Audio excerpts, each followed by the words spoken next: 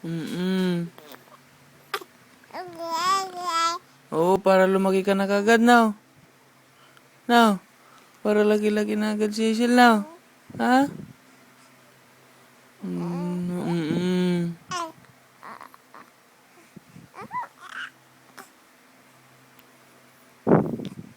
Ligo-ligo ka ngayon? Ha? Ligo-ligo si Cecil ngayon? Mm-mm. Hello. Para presko-presko no? Ha? Para presko yung pakiramdam ni Cecil no? Ligo-ligo no? Ha? Para ganda-ganda siya ulit no? Mm-mm.